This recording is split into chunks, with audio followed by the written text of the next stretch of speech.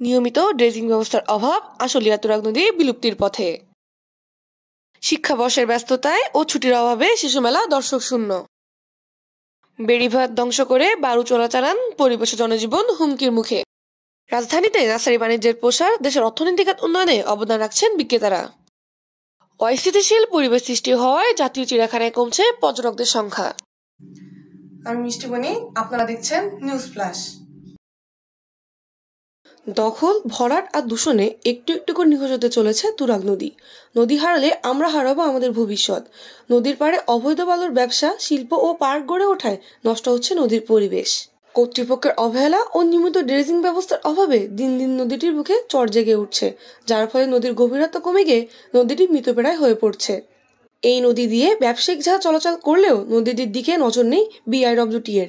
আশেপাশে মানুষেরও নেই কোনো যত্ন। শীতের ছুটির মৌসুম, এই সময় পরিবার পরিজন নিয়ে সকালে ভিড় জমায় বিভিন্ন পর্যটন কেন্দ্রে। তেমন একটি জনপ্রিয় পর্যটন কেন্দ্র শিশু মেলা।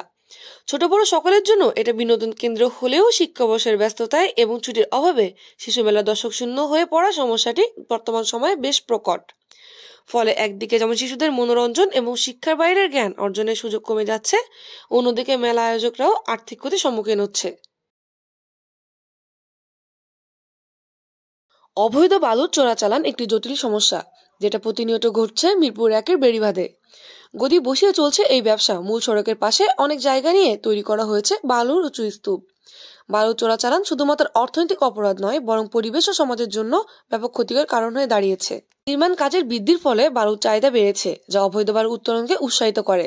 আইন প্রয়োগকারী সংস্থাগুলির অদক্ষতা এবং দুর্নীতি এই সমস্যার প্রধান কারণ হয়ে দাঁড়িয়েছে।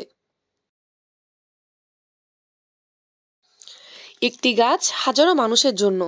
পরিবেশ বাঁচাতে এবং জীবন বাঁচাতে যেন গাছের বিকল্প কিছু নেই। বর্তমানে শহরাঞ্চলের নার্সারিগুলো পরিবেশ বাঁচানোর উদ্যোগের পাশাপাশি গাছ বিক্রির মাধ্যমে অবদান রাখছে দেশের অর্থনৈতিক খাতে।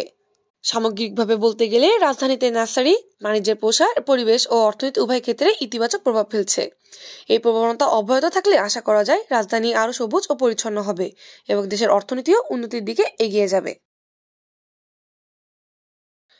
বাংলাদেশ জাতীয় চিড়িয়াখানার পরিবেশ পরিচ্ছন্নতার উপর জোর আরোপ করা হলেও কমে গিয়েছে পশু পাখির সংখ্যা। পর্যাপ্ত পরিমাণ খাবারের অভাব এবং কর্তৃপক্ষের দায়সারা ভাবে যেন এমন পরিবেশ সৃষ্টি হওয়ার মূল কারণ।